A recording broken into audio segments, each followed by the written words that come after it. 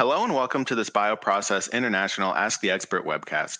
I'm your host, Alex Nicolaitis, the webcast coordinator for Bioprocess International.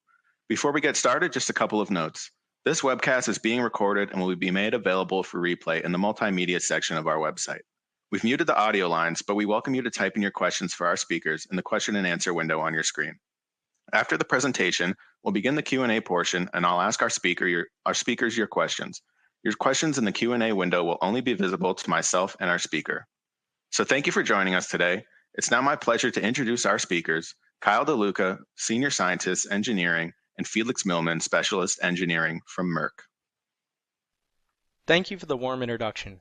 My name is Kyle DeLuca, and together with Felix Millman, we will be speaking to you today about the streamlining of process characterization using an automated reactor system. Although the bulk of our time will focus on implementation and use of the Mettler-Toledo EasyMax 102 system in our routine laboratory work, we will first take some time to provide background for the work and discuss motivation for seeking improvements within our existing process. From there, we'll discuss key features of the EasyMax 102 that our team has identified and transition into highlighting some of the benefits our team has reaped from the system since implementation. After that, I'll hand it over to Felix for a deeper dive into how we're taking advantage of some lesser used features to shave additional time off our work. The work Felix and I will be sharing today is for a vaccine to prevent invasive pneumococcal disease, or IPD, a devastating disease caused by Streptococcus pneumoniae. Depending on the case, IPD can result in pneumonia, moderate to severe ear infection, bacterial infection, or other health issues. Although vaccines to prevent IPD have existed for many years, IPD remains the leading cause of vaccine-preventable death in children due to the large number and variety of serotypes that are present around the world. IPD also remains a concern for populations 65 and older, with an estimated 24 infections per 100,000 people in the United States alone. In the process development lab, there are many considerations that go into experiment selection, and the choices we make about equipment and execution inform the approach to a sound control strategy. A risk assessment can be performed to determine areas of the process for further study, and from there, modeling, design of experiments, and incorporation of process analytical technologies, or PATs, can help provide key data to ensure a robust process. Considering how error propagates throughout the process can be helpful to determine appropriate design spaces, and use of in-process controls can help ensure key attributes meet their intended specifications. Incorporating these quality by design elements into the process helps to narrow the burden of work, but cutting down any additional time is essential.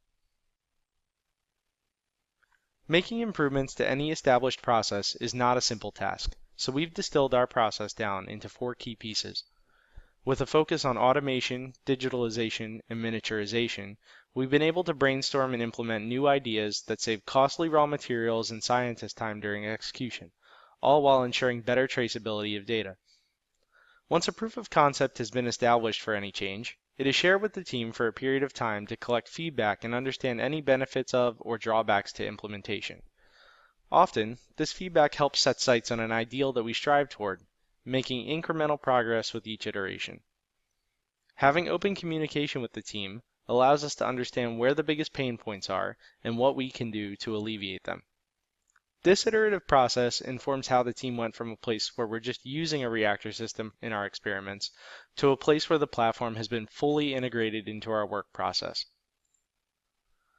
So let's dive a bit more into that work process to help contextualize why we stood to benefit from integrating an automated reactor system. After that, we'll examine how the key features of the automated reactor system supported our needs. The vaccine process we're focusing on today, when distilled down, has 2 important chemical modifications that were targets for improving our work process. Each modification requires multiple inputs, temperature control within a narrow window, precision dosing of various buffers and reagents, and overlay of an inert gas. At reaction completion, further additions or temperature adjustments need to be made to slow or stop the reactions. Combining such a complex process with long incubation times can make the process very inconvenient for a scientist and lead to inefficient use of limited time. Identification of this bottleneck to efficient work made pursuing an automated reactor system a very easy choice. Moving on to the system itself, the EasyMax 102 system from Mettler Toledo helped us check all three of the automation, digitalization, and miniaturization boxes. The first clear advantage of the system is its ability to tightly control the temperature of our laboratory reactions. This is essential for almost any activity in the laboratory, but knowing that the system will reliably heat and cool as needed gives peace of mind. The second and most powerful of the features is the ability to connect dosing pumps that allow for the complex addition requirements of reactions A and B to be executed in a systemic, repeatable manner with no intervention. Lastly, the ability to incorporate overlays of inert gases allows for us to execute all steps with minimal disruption to the gaseous blanket over the reactants. All the while, the system is collecting and storing all experiment data to include in lab notebooks and reference later if needed. So these features are all great, but how does that actually translate to time and resource savings? Let's take a look at the standard work process for each of reactions A and B before and after implementation of the EasyMax system. We'll spare you some of the back and forth as we made incremental improvements to the procedures for each, but the end result in both cases is a process that has returned a substantial amount of time back to the scientists. Taking a look at chemical modification A, we have what is essentially a series of manual calculations that need to be completed before a series of manual manipulations that involve moving material from one container to another. This is what the EasyMax excels at, making this reaction a prime choice for the switch.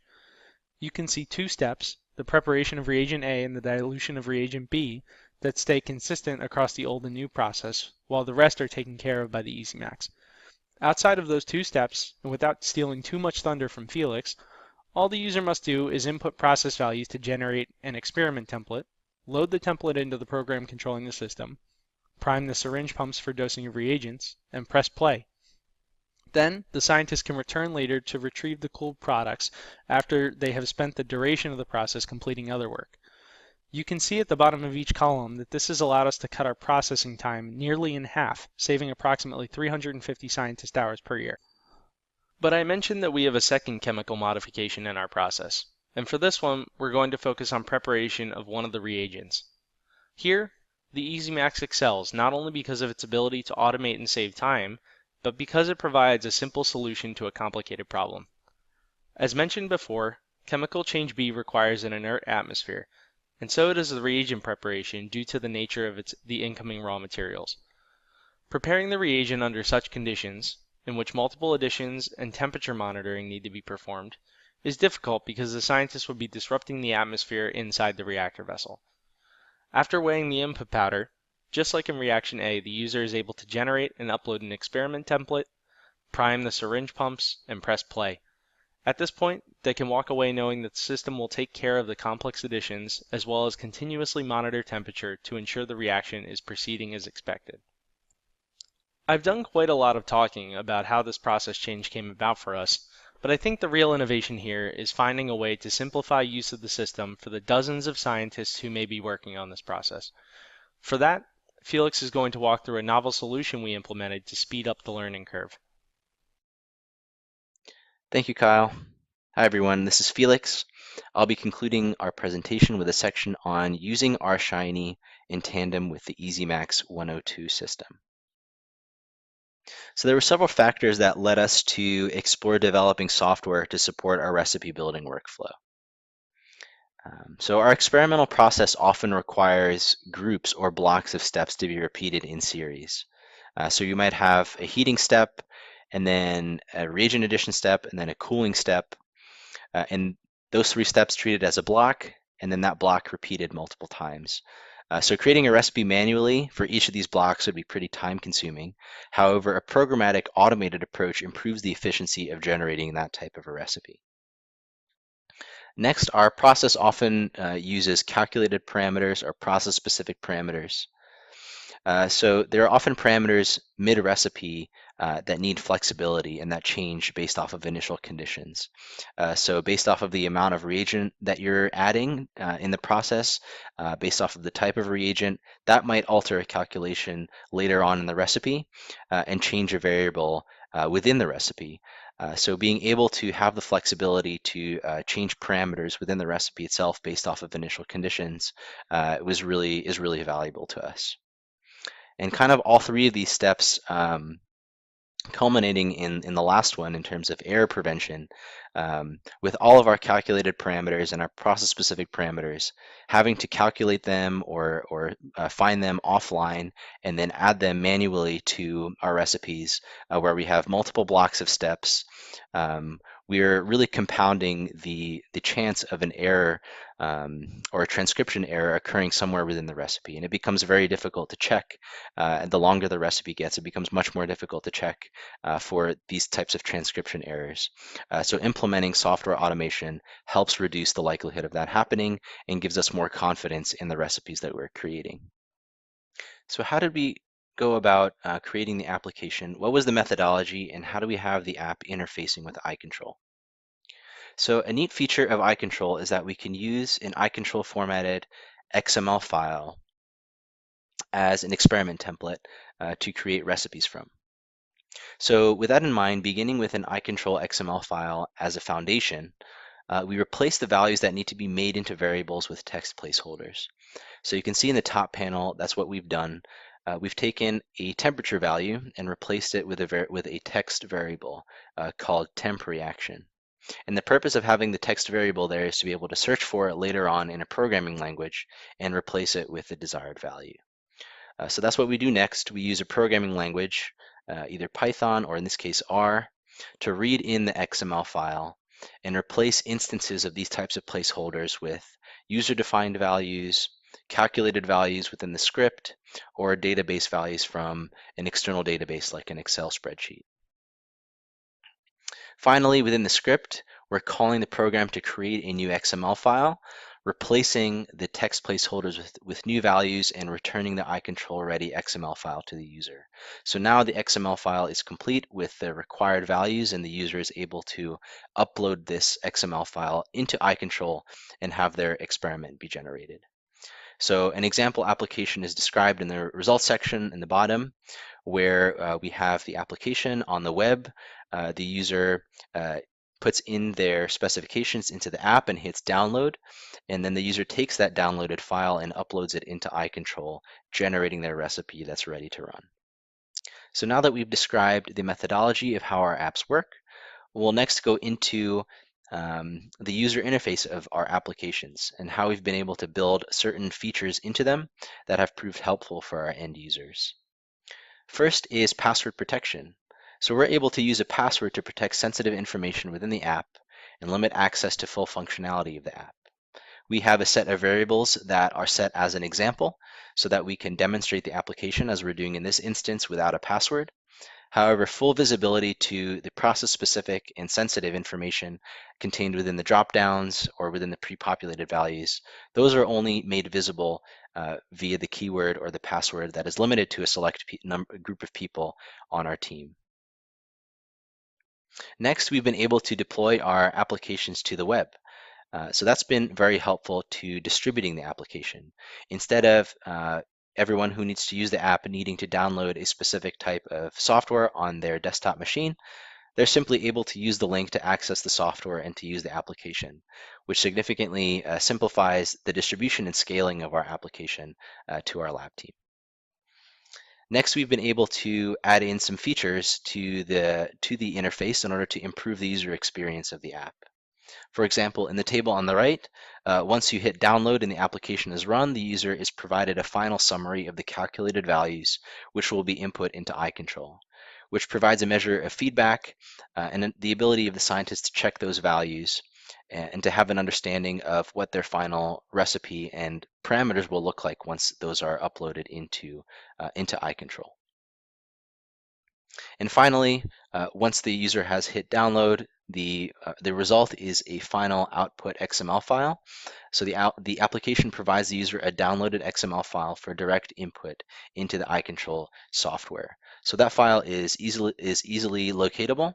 It is downloaded to the user's directly to the user's computer in their downloads folder, so they're able to easily find the file and transition that file into iControl to be able to generate their recipe.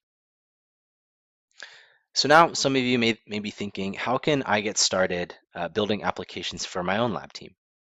And there are several reasons why we went with RStudio as our software development framework. So firstly, RStudio and the R language contain numerous useful pre-built functions and packages to download, anything that you could really need within your application. So these packages cover a wide variety of programming needs, including data storage and data wrangling, plotting, file handling, among others. The RStudio interface is also really helpful for software development. It's very user-friendly. It provides flexibility to test specific sections of the code, which is really helpful for troubleshooting. Secondly, there are also many troubleshooting resources available online. So R is a very popular programming language among data scientists and statisticians. So there are numerous resources available online to help with R troubleshooting. For example, there's Stack Overflow, GitHub. RStudio even has its own resources and cheat sheets to help new developers like myself get up to speed with building scripts and applications. One of the most important reasons why we chose the RStudio framework was the ability to use RShiny. So along with being a great programming language for data science, the R language also has a pre-built framework for creating web applications called RShiny. So the RShiny framework simplifies much of the setup work required to build applications, allowing developers to focus on engineering the app UI functionality. So I am personally not a software developer. I'm a chemical engineer, and I don't have the training or experience to be able to build a web application from scratch. However, RShiny really takes a lot of the complexity out of that and allows a scientist or an engineer to simply focus on the UI functionality, making sure it fits the need of your lab or your purpose and helps you deploy it quickly. Lastly, the RStudio Connect feature of RStudio supports the deployment and shareability of your completed applications. So an important part of building an application is to determine where and how to deploy it. You can either have it as a downloadable file where you share it and people download it to their desktop and run it from there, or you can have it situated on the internet where people can access the application via a link. The latter option, accessing it via the internet, is a much more scalable and distributable format for your application. And RStudio facilitates that process of bringing your application to the internet. RStudio Connect enables quick deployment of all RStudio applications directly from the RStudio client on a developer's desktop. So you can go directly from your RStudio client that's on your desktop, where you're troubleshooting and debugging and adding features, and you can directly publish from there and have your application on the internet in minutes, shareable to your lab team. So for these reasons, among others, we felt that RStudio was an excellent framework for developing lab software. Lastly, we illustrate our updated workflow using our web applications in conjunction with iControl in the following scenario. The scientist has planned an experiment and intends to run an automated recipe using the EasyMax 102 system. And it's at this point we believe that we found some benefit of using software automation. The road from experiment design to execution is typically pretty challenging, involving many lab hours, making sure that there's no information loss between the design of an experiment to its execution. So being able to automate some of this transition is important. So at this step, the scientist finds that building the recipe from an existing iControl template would be difficult. So instead, they find our new web app, specify inputs, and download their XML template. And now at the EasyMax, the scientist loads the XML template into iControl, generating their recipe. And it's at this step as well that we find some benefit of using software automation. By eliminating or greatly reducing the need for transcriptions, the app method reduces the time and stress in creating and checking over the recipe. Instead of needing to check over all the manual transcriptions, all the calculations that were performed offline and manually put into the recipe, and likewise all the process parameters that also were transcribed into the recipe, the user now has confidence that the web app and the automation has been able to perform those transcriptions effectively, and therefore spends less time in this final step checking over the recipe prior to running, and has more confidence that their recipe will be run according to plan. So in summary, via the use of software automation, we believe we've achieved an improved workflow by implementing our applications. With that, this concludes our presentation on the streamlining of process characterization using an automated reactor system. Kyle and I greatly appreciate your time. Thanks so much for attending and for listening. Our emails are included below. Please feel free to reach out to either of us with any questions you may have from today's presentation. Thanks very much. Okay, great. As a reminder to our audience, you can go ahead and type in your questions for our speakers now. So our first question is, very nice presentation. Thank you for sharing. I was wondering if you could comment on how the lab operators reacted to the implementation of new hardware and software. What was the level of training and time commitment needed? What about refresher training? Sure, I guess I could take that one to start, Alex. Thank you very much for the question. Really appreciate it. So in terms of getting our team to buy into use of the system, I think generally people were excited to start because they knew that bringing in the system would be something that could result in time savings. As far as the actual training process, I think it took 2 to 3 sessions of walking through our procedure and executing experiments that while they were with an experienced person to finally get to the point where they felt comfortable operating the system alone. You can imagine with a complex reactor system like the EasyMax that learning curve might have been a little bit slower if the person was plopped in front of the instrument and not given much instruction. So I definitely credit the application that Felix had built and the ease with which the system allows for some of those things that we are doing to help speed that process up. And is this considered as a validated GMP compliant workflow? If not, could you comment on how to make it so? So our laboratory doesn't operate in a GMP environment, but we do operate in a GXP laboratory environment. As far as the compliance portion for data integrity and things like that, the system is validated, and we do use the data generated from this information in filings and other internal documentation. So we do we aren't quite to that GMP space, but the system certainly checks those boxes for us. How scalable are the results generated? So for our process, the results are actually very scalable. So we are scaled down probably, I would say, to like 1/40th scale of our commercial scale process, somewhere in that area. And we find that the results generated from the experiments on the instrument are nearly 1-to-1. We do have some differences in scale with mixing in particular, but those are nearly negligible in terms of the final data that we're generating with the instrument. And what is the scalability of the developed process with this automated tools toward clinical batch size and ultimately to manufacturing size batch, considering applicable regulatory requirements, process validation, software, Part 11, Annex 11, data integrity, etc.? Sorry, give me just a minute there, Alex. That was a larger question. Scalability of the developed process.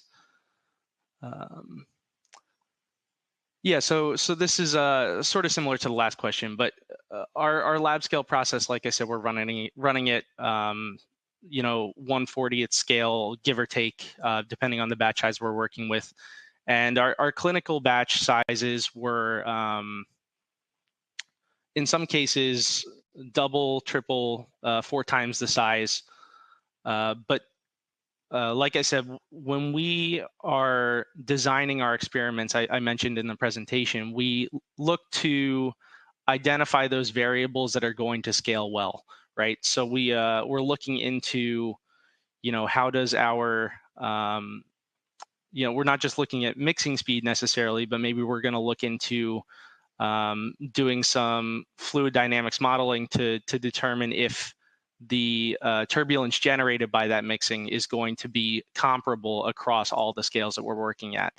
And so with the EasyMax system, it did allow us to tweak those parameters as needed at the smaller scale to be able to check some of those boxes for us and make sure that as we continue to scale up, moving towards our larger batch sizes, we were able to,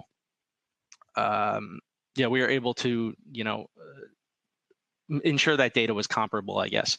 As far as the software piece, again, the system is fully compliant with 21 CFR Part 11. And as I said, we're operating in a lab-validated GXP environment, despite not being fully GMP. So the data compliance portion of it, we have full, audit traceability and all the other requirements that you would see there that would be necessary for data being generated supporting a product like ours.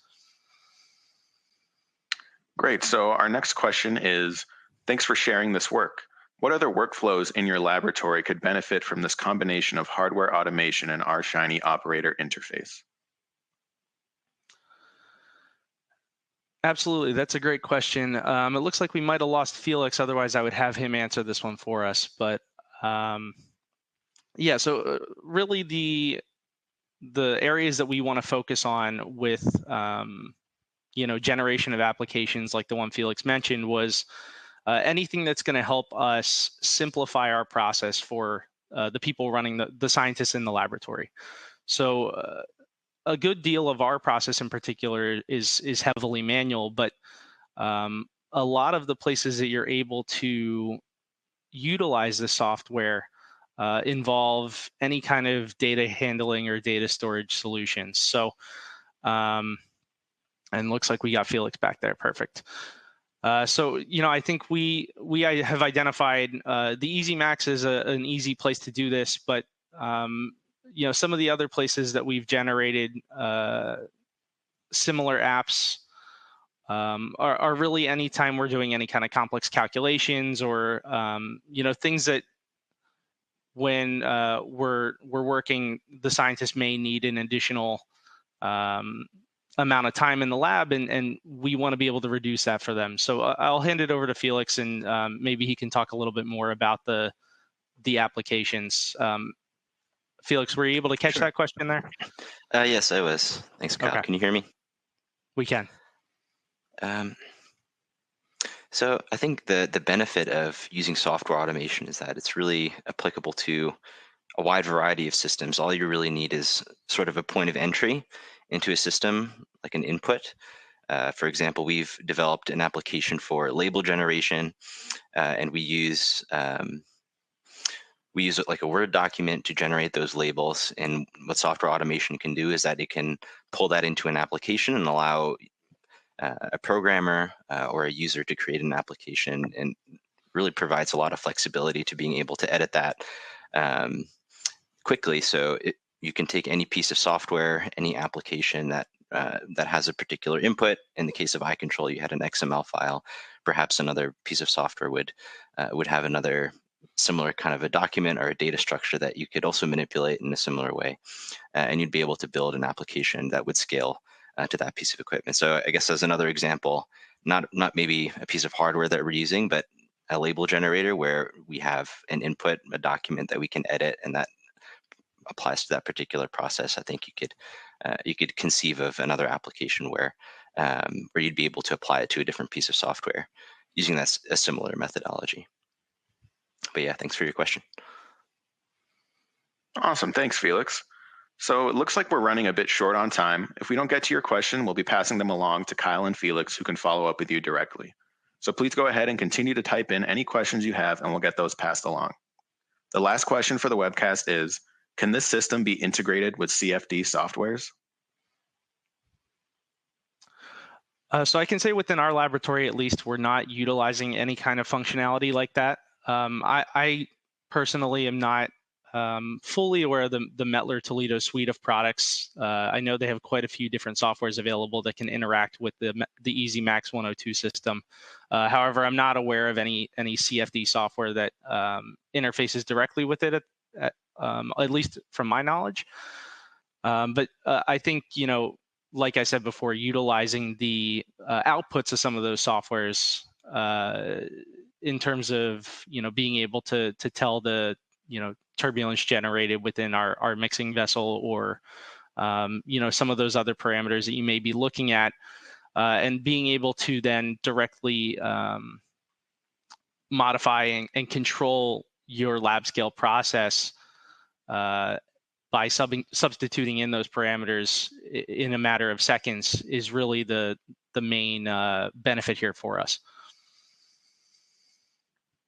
Well, thank you, Kyle and Felix, and thanks to our audience for joining us. The recorded version of this webcast will be available for on-demand viewing on our website, and as a registered attendee, you'll receive a follow-up email providing you with a direct link. We look forward to having you join us at future Bioprocess International Ask the Expert webcasts. Look for those announcements in your inbox. Goodbye.